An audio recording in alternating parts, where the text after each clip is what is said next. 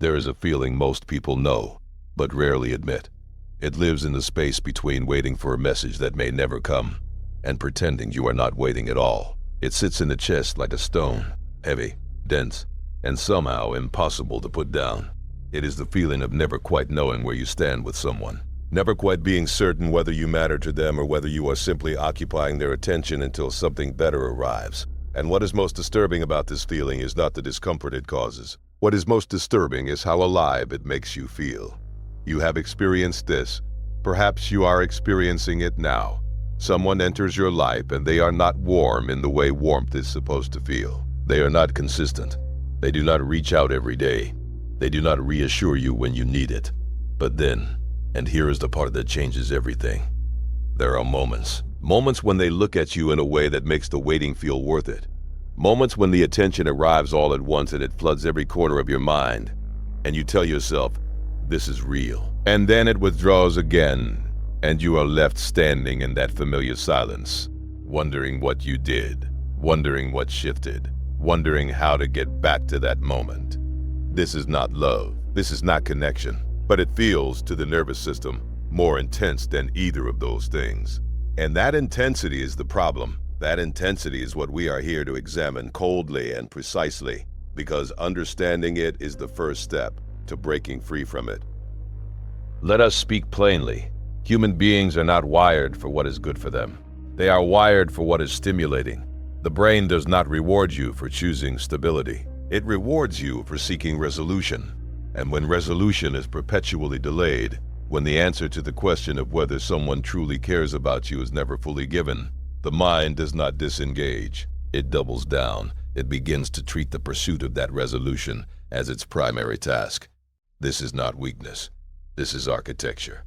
The same mechanism that made early humans persist through hunger and danger is the same mechanism that keeps modern people emotionally tethered to people who offer inconsistency wrapped in occasional warmth. The brain does not distinguish between a reward worth having and a reward it simply cannot stop chasing.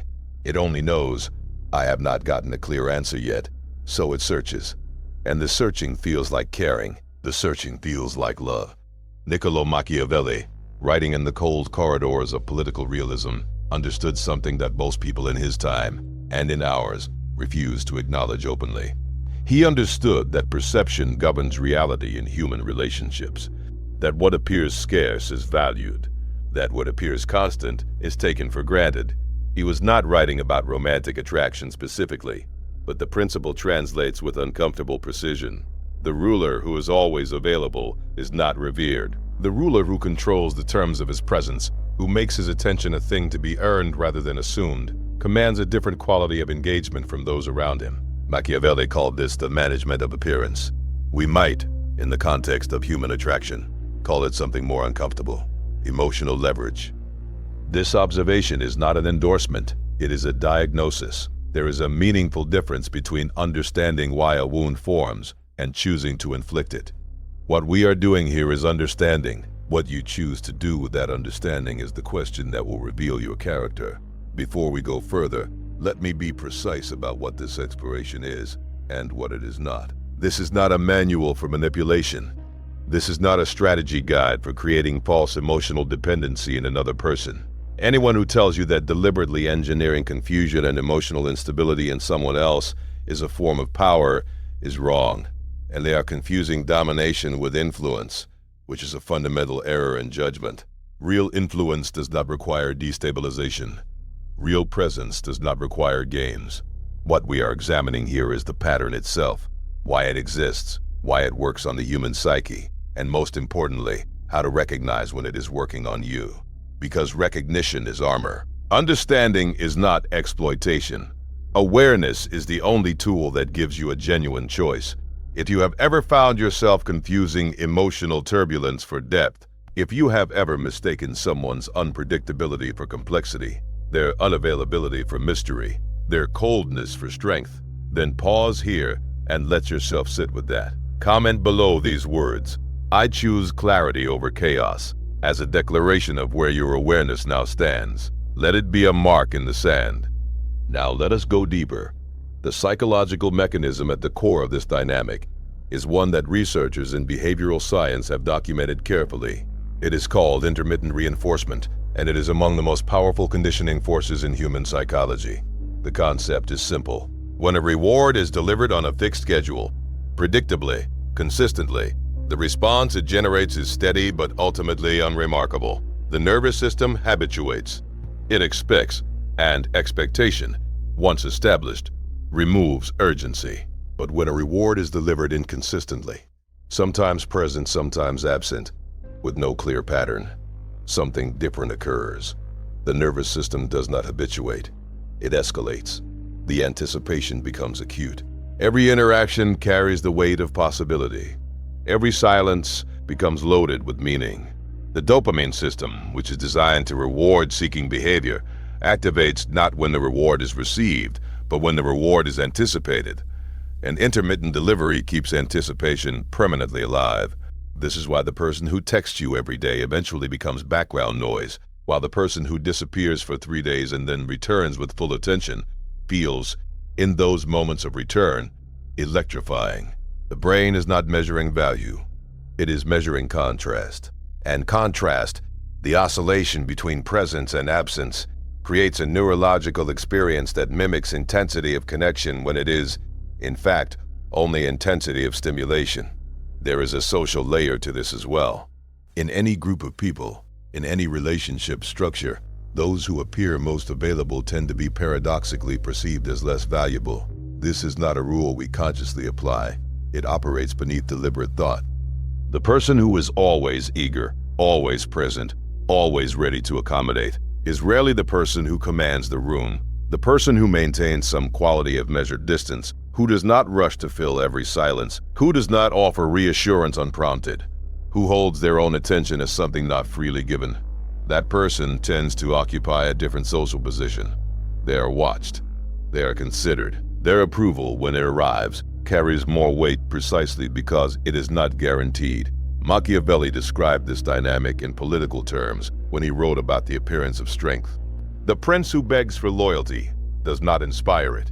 The prince who holds loyalty lightly, who gives the impression that he could walk away from any alliance without devastation, is the one whose alliance is most sought. The parallel in personal dynamics is uncomfortable but undeniable. We value what we are not certain of keeping. This does not mean that coldness is attractive. It does not mean that cruelty reads as power. Those are corruptions of the principle. And people who confuse emotional unavailability with strength are operating from their own unresolved patterns, not from genuine personal authority. What we are describing is something more subtle. The difference between a person who needs constant external validation to feel secure and a person who carries their certainty internally. The latter is not cold. They are simply complete. And completeness, genuine self-containment, is profoundly compelling because it is genuinely rare.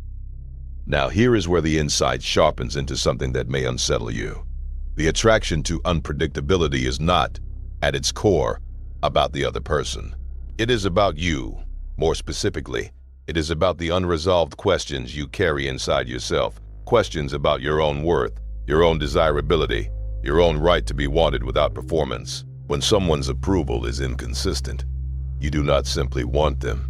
You want the answer to the question their inconsistency poses.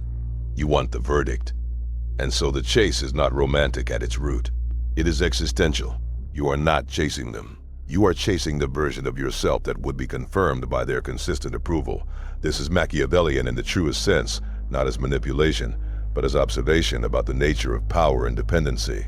The person who holds power in a dynamic is rarely the person who cares less. They are the person around whom the question of approval orbits.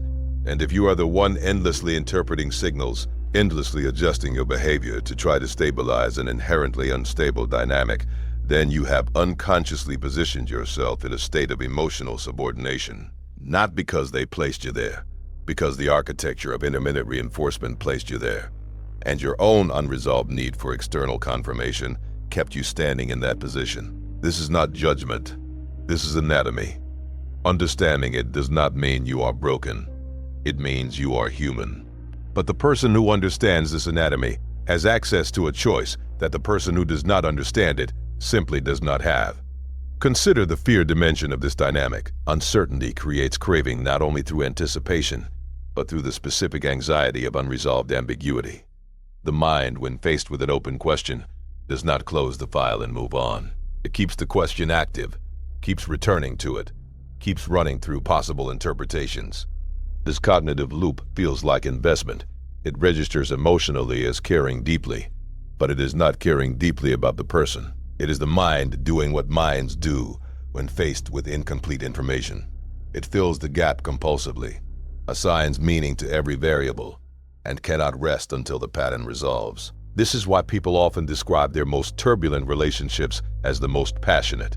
The passion is not a function of the depth of the connection. It is a function of the depth of the anxiety. The two feel identical from the inside. And this is the deception that cost people years of their lives, mistaking the neurological intensity of unresolved anxiety for the emotional richness of genuine intimacy. Genuine intimacy, for the record, is not anxious. Genuine connection does not make you feel as though you are constantly standing on uncertain ground. It does not require you to monitor your behavior for signs that you have done something wrong. It does not activate that particular quality of vigilance that comes from never being quite sure where you stand. Real connection is characterized by something that, to a person accustomed to turbulent dynamics, can initially feel almost boring: safety. And the tragedy is that many people, having spent years in anxious attachment cycles, have come to associate safety with absence of feeling.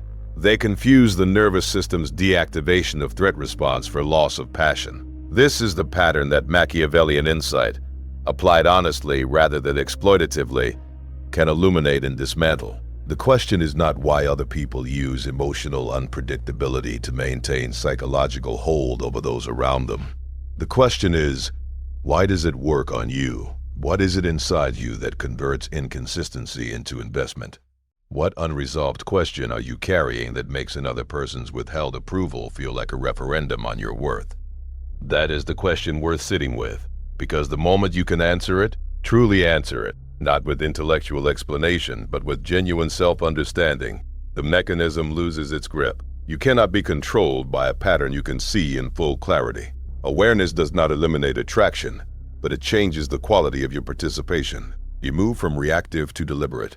You move from unconscious investment to conscious choice. There is a strategic layer to this as well, and it deserves clear articulation.